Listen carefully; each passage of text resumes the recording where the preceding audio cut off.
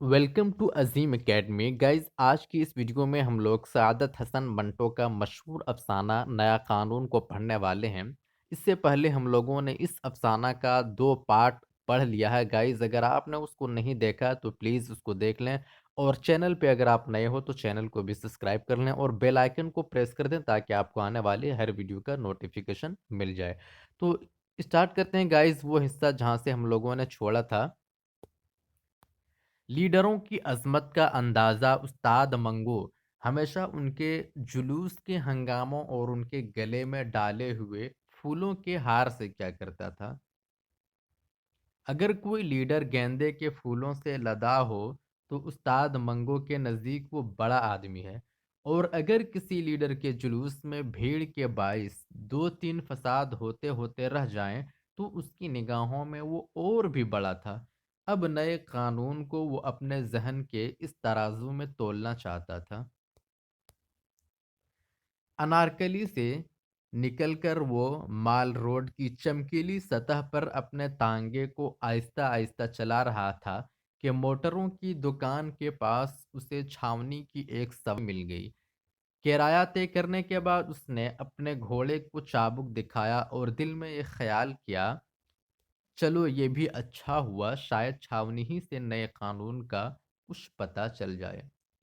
मंगो को हमेशा नए कानून, नए आइन की फ़िक्र होती थी कि हिंदुस्तान में कब नया कानून पास होगा, नया कानून लागू होगा और अंग्रेज़ों के ज़ुल्म व सितम से हम लोग बचेंगे। छावनी पहुंचकर उस्ताद मंगो ने सवारी को उसकी मंजिल मकसूद यानी डेस्टिनेशन पर उतार दिया, और जब से सिगरेट निकालकर बाएं हाथ की आखिरी 2 उंगलियों में दबाकर सुलगाया और उंगली नशिस्त के गधे पर बैठ गया। जब उस्ताद मंगो को किसी सवारी की तलाश नहीं होती थी या उसे किसी बीते हुए वाक़ये पर गौर करना होता था, तो वो आम तौर पर उंगली नशिस्त छोड़कर पिछली नशिस्त पर बड़े इत्मीनान से बैठकर अपने घोड़े की बागें दाएं हाथ के गर्द लपेट लिया करता था। नशिस्त बैठने की जगह को कहते हैं नशिस्त बैठना। ऐसे मौक़ों पर उसका घोड़ा थोड़ा सा हिनहिनाने के बाद बड़ी धीमी चाल चलना शुरू कर देता था, गोया उसे कुछ देर के लिए भाग दौड़ से छुट्टी मिल गई है।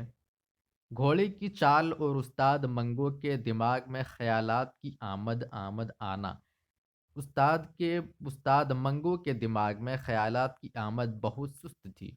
जिस तरह घोड़ा आहिस्ता कदम उठा रहा था, उसी तरह उस्ताद के ज़हन में नए कानून के मुताल्लिक़ क़यासात दाखिल हो रहे थे। क़यास की जमा है क़यासात, अंदाज़ा लगाना, क़यास करना किसी चीज़ के बारे में।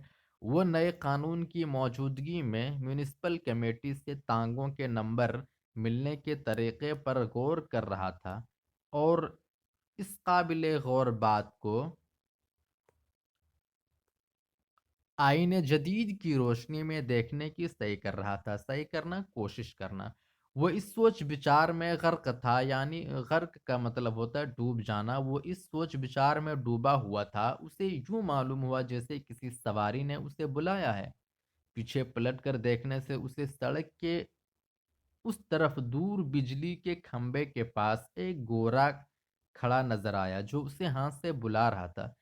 जैसा कि बयान किया जा चुका है कि उस्ताद मंगो को गोरों से बेहद नफरत थी, बहुत ज़्यादा गोरों से वो नफरत करता था।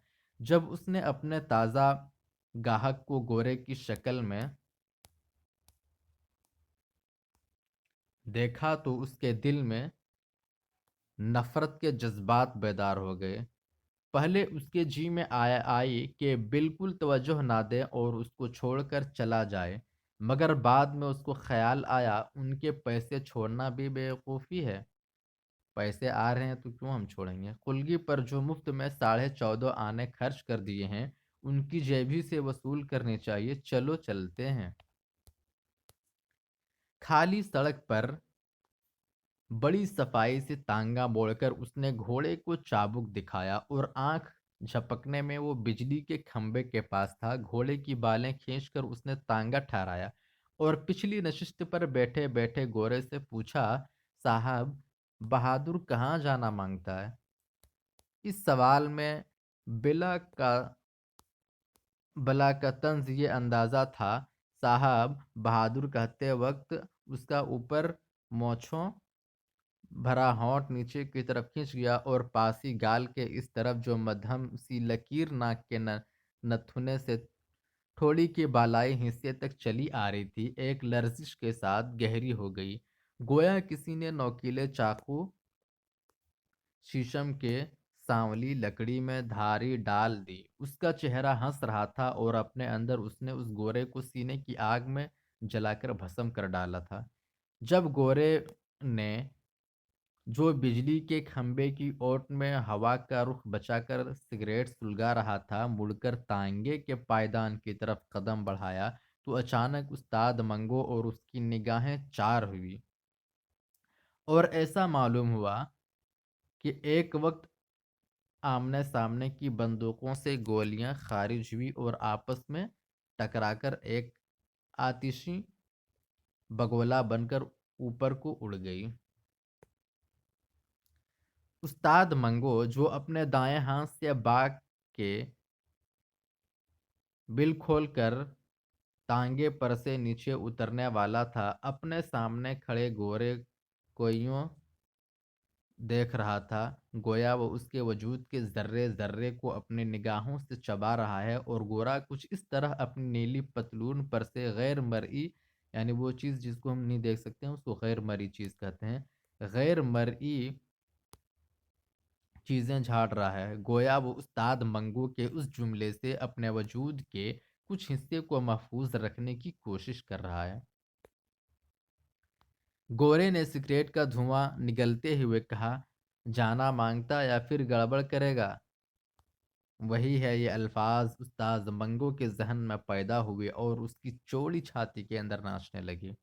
وہی ہے، اس نے یہ الفاظ اپنے منہ کے اندر ہی اندر دہرائے اور ساتھ ہی اسے پورا یقین ہو گیا کہ وہ گورا جو اس کے سامنے کھڑا تھا وہی ہے جسے پچھلے برس اس کی جھڑپ ہوئی تھی، اور خواہ مخواہ کے جھگڑے میں جس کا باعث گورے کے دماغ میں چڑھی ہوئی شراب تھی، اسے توأن و کرہن یعنی مجبوراً بہت سی باتیں سہنا پڑی تھی۔ استاد منگو نے گورے کا دماغ درست کر دیا ہوتا، بلکہ اس کے پرزے اڑا دیے ہوتے، مگر وہ کسی خاص مصلحت کی بنا پر خاموش ہو گیا۔ اس کو معلوم تھا کہ اس قسم کے جھگڑوں میں عدالت کا نزلہ عام طور پر کوچوانوں ہی پر گرتا ہے۔ استاد منگو نے پچھلے برس کی لڑائی اور 1 اپریل کے نئے قانون پر غور کرتے ہوئے گورے سے کہا، کہاں جانا مانگتا ہے؟ استاد منگو کے لہجے میں چابک ایسی تیزی تھی، گورے نے جواب دیا، ہیرا منڈی۔ کرایہ 5 روپے ہوگا۔ استاد منگو کی مونچھیں تھر تھرائی، یہ سن کر حیران ہو گیا، وہ چلایا، 5 روپے؟ کیا تم 5 روپے؟ یہ کہتے ہوئے استاد منگو کا داہنا بالوں برا ہاتھ بھیج کر اپنی وزنی گھونسے کی شکل اختیار کر گیا۔ کیوں جاتے ہو یا بیکار باتیں بناؤ گے؟ استاد منگو کا لہجہ زیادہ سخت ہو گیا۔ گورا پچھلے برس کے واقعے کو پیش نظر رکھ کر استاد منگو کے سینے کی چوڑائی کو نظر انداز کر چکا تھا۔ وہ خیال کر رہا تھا کہ اس کی کھوپڑی پر کھجلا رہی ہے، اس کی کھوپڑی پھر کھجلا رہی ہے۔ اس حوصلہ افزا خیال کے زیر اثر وہ تانگے کی طرف اکڑ کر بڑھا اور اپنی چھڑی سے استاد منگو کو تانگے پر سے نیچے اتارنے کا اشارہ کیا۔ بید کی یہ پالش کی ہوئی پتلی جھڑی استاد منگو کی موٹی ران کے ساتھ 2 3 مرتبہ چھوئی۔ اس نے کھڑے کھڑے اوپر سے پستہ قد گورے کو دیکھا، گویا وہ اپنی نگاہوں کے وزن ہی سے اسے پیس ڈالنا چاہتا ہے۔ پھر اس کا گھونسا کمان میں سے تیر کی طرح سے اوپر کو اٹھا اور چشمے زدن میں یعنی پلک جھپکتے ہی گورے کی ٹھڈی کے نیچے جم گیا۔ دھکا دے کر اس نے گورے کو پرے ہٹایا اور نیچے گرا کر اسے دھڑا دھڑ پیٹنا شروع کر دیا۔ گورے کو خوب پیٹا منگو نے۔ ششدر و متحیر اچمبرانہ ششدر و متحیر گورے نے حیرت زدہ میں پڑ جانا ادھر ادھر سمٹ کر استاد منگو کے وزنی گھونسوں سے بچنے کی کوشش کی، اور جب دیکھا کہ اس کے مخالف پر دیوانگی کی سی حالت طاری ہے اور اس کی آنکھوں میں شرارے برس رہے ہیں، تو اس نے زور زور سے چلانا شروع کیا۔ اس چیخ و پکار نے استاد منگو کی باہوں کا کام اور بھی تیز کر دیا، اور جو گورے کو جی بھر کے پیٹ رہا تھا اور ساتھ ساتھ یہ کہتا جاتا تھا، 1 اپریل کو بھی وہی اب ہمارا راج ہے بچہ۔ لوگ جمع ہو گئے اور پولیس کے 2 سپاہیوں نے بڑی مشکل سے گورے کو استاد منگو کی گرفت سے چھڑایا۔ استاد منگو ان دونوں سپاہیوں کے درمیان کھڑا تھا، اس کی چوڑی چھاتی پھولی ہوئی سانس کی وجہ سے اوپر نیچے ہو رہی تھی، منہ سے جھاگ بہہ رہا تھا، اور اپنی مسکراتی ہوئی آنکھوں سے حیرت زدہ مجمع کی طرف دیکھ کر وہ ہانپتی ہوئی آواز میں کہا، مجمع بھیڑ حیرت زدہ مطلب حیرت ہو کر، وہ دن گزر گئے جب خلیل خاں فاختہ اڑایا کرتے تھے، اب نیا قانون ہے میاں، نیا قانون۔ اور بیچارہ گورا اپنے بگڑے ہوئے چہرے کے ساتھ بے وقوفوں کی مانند کبھی استاد منگو کی طرف دیکھتا تھا اور کبھی ہجوم کی طرف، کبھی بھیڑ کی طرف وہ دیکھتا تھا۔ استاد منگو کو پولیس کے سپاہی تھانے میں لے گئے، راستے میں اور تھانے کے اندر کمرے میں وہ نیا قانون چلاتا رہا، مگر کسی نے ایک نہ سنی۔ نیا قانون کیا بک رہے ہو، قانون وہی پرانا ہے، اور اس کو حوالات میں بند کر دیا۔ یہاں پہ سعادت حسن منٹو کا مشہور افسانہ نیا قانون کا اختتام ہوتا ہے۔ گائز ہم لوگوں نے تینوں پارٹ کو الگ الگ پارٹ میں پورے افسانے کو کور کیا ہے۔ اس کے بعد ہم لوگ ایک چھوٹا سا ویڈیو خلاصہ پر بنائیں گے جس سے آپ کے دماغ میں پورا بیٹھ جائے گا۔ تو گائز اگر ویڈیو آپ کو اچھا لگا ہو تو پلیز چینل کو سبسکرائب کریں، لائک کریں اور دوستوں کو شیئر بھی کریں۔ Thank you.